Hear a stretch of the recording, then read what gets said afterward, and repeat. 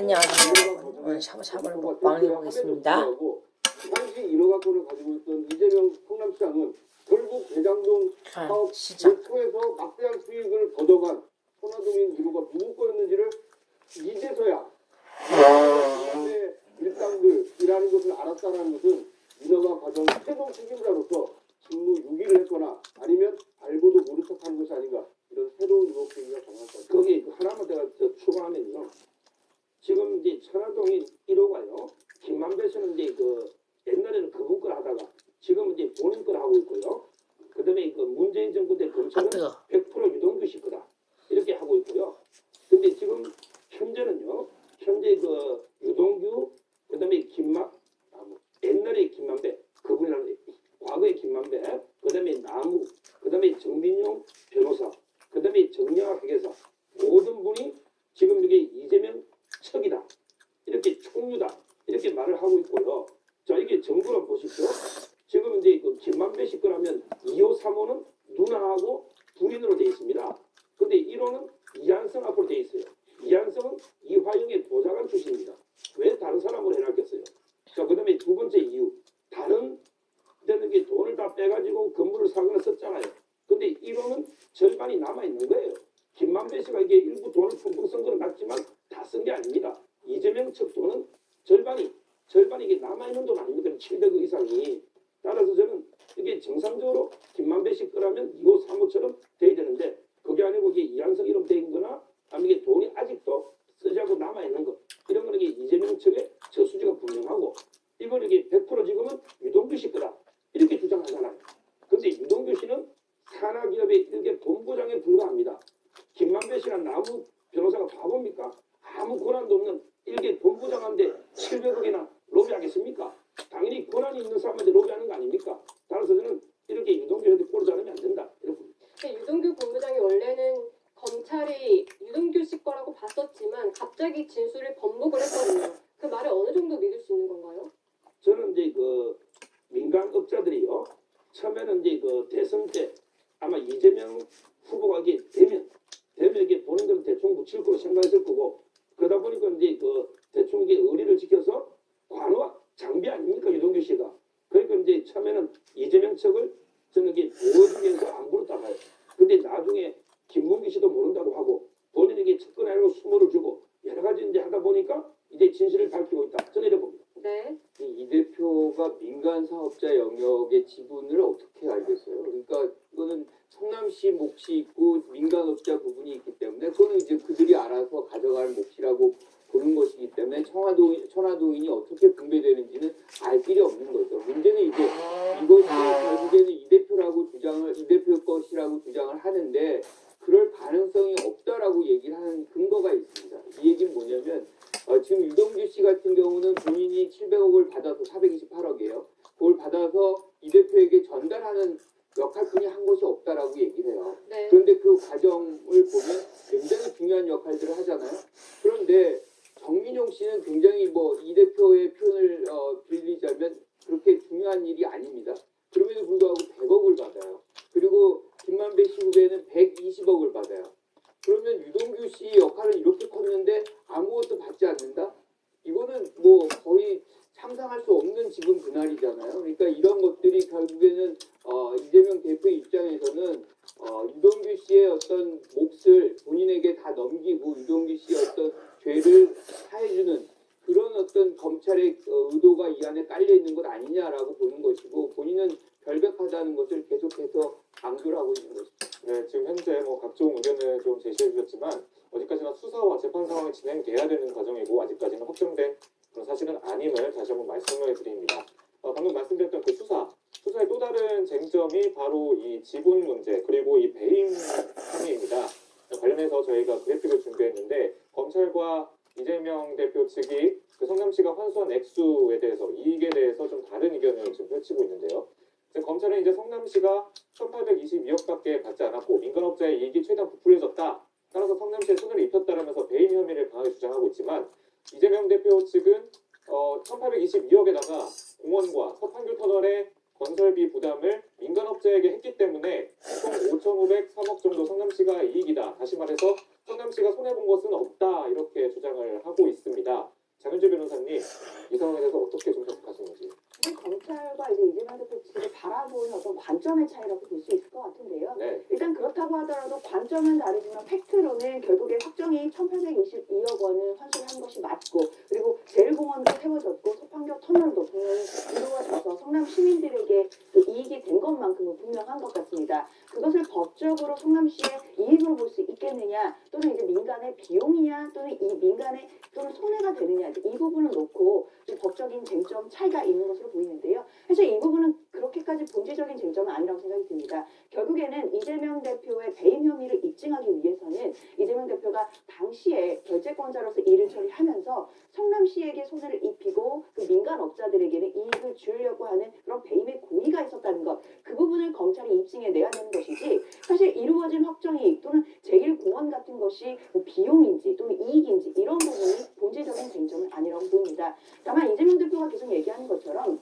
이 대장동 사업 같은 경우에는 공공개발하려고 하던 것이 뒤집어져서 민간 100%로 가려고 하던 것을 이재명 대표가 막아서 그래도 민과 관의 합동 공공개발로 이루어져서 그나마의 이익을 환수할 수 있었던 그런 사업임은 분명합니다. 이재명 대표가 그 지수서에 작성한 것처럼 만약에 민간 100%의 그 개발, 뭐 예를 들어 부산의 LCT 같이 그렇게 개발했다라고 한다면 이 모든 이익들이 천문학적인 이익이 민간에게 다 몰아졌을 텐데요. 만약에 그렇게 됐으면 이재명 대표로서는 또 배임 혐의를 받지 않게 될 수 있는 건가라고 반문할 수 있을 것 같습니다. 그러면 이제 앞으로 지자체에서는 공공개발이라든지 이런 민관 합동 공공개발 하기가 어려울 것 같습니다.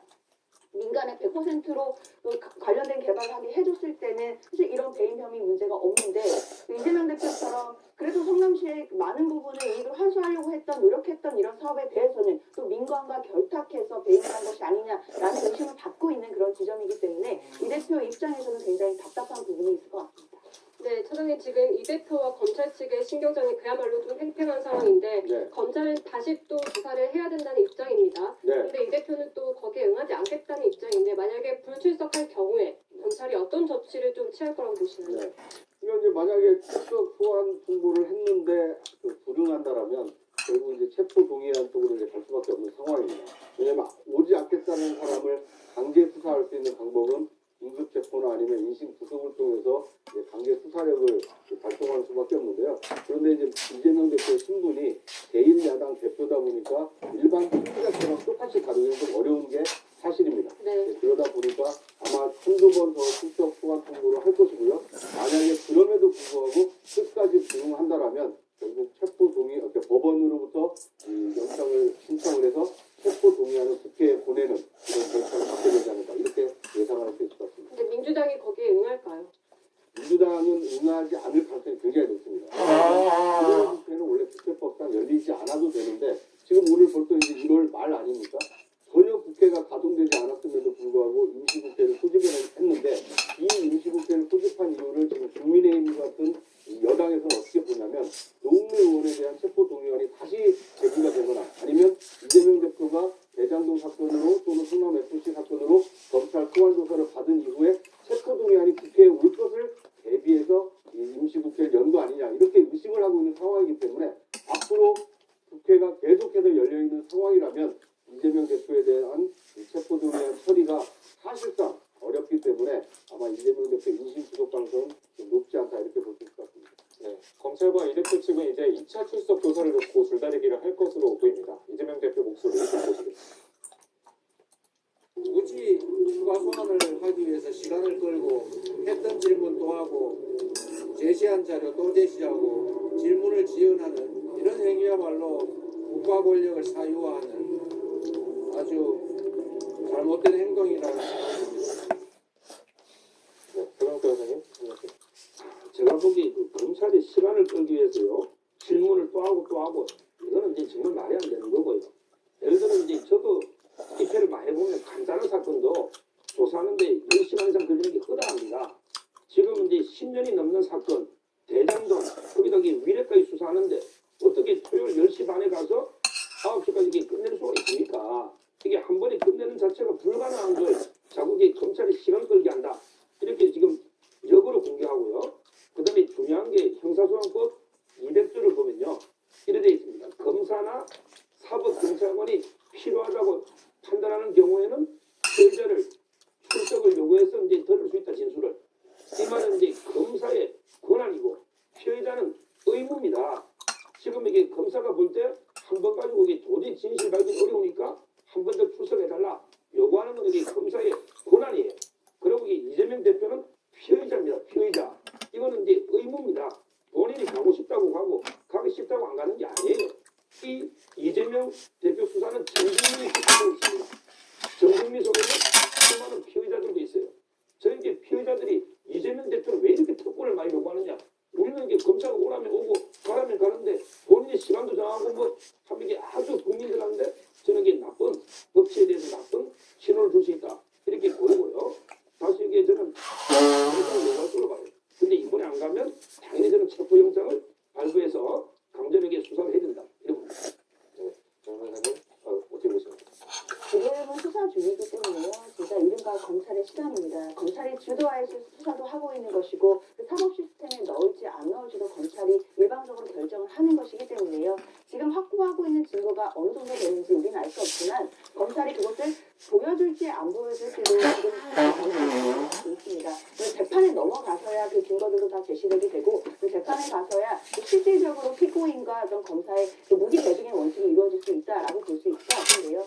지금 상황에서 이재명 대표의 얘기는 그겁니다. 일단 조사에 임하고 그리고 소환 조사에 응해서 갔으면 그 질문이라든지 그 각종 조사에 대해서 압축적으로 신속하게 또 효율적으로 할 수 있는 부분도 검찰의 재량이라고 할 것입니다. 그런데 어제 얘기 나온 것처럼 했던 질문을 자꾸 또 한다든지 자료를 똑같은 자료로 같이 제시한다든지 아니면 동일한 류의 취지의 자료들을 계속 제시하면서 그 자료들을 낭독한다든지 이런 식으로 해서 조사 시간이 계속 지연되는 부분에 대해서는 이재명 대표도 피의자의 한 사람으로서 또 피의자의 방어권의 한 측면으로서 얼마든지 항의를 할 수 있는 측면이 있고요. 이건 일반 국민의 경우에도 형사상 조사를 받으면서 검사의 어떤 조사 부분에 대해서 이의가 있을 때는 분명히 항의할 수 있습니다. 이런 부분들은 헌법상 다 보장되는 우리의 권한인 것이지 검사가 수사를 하고 있다라고 해서 무조건 검사의 부당한 수사가 있다고 하더라도 따라야 할 의무가 있는 것은 아니거든요. 일반 국민들도 얼마든지 변호인의 입회 하에 부당하다고 생각되는 부분은 뭐 지적하고 항의할 수 있다라고 말씀드립니다.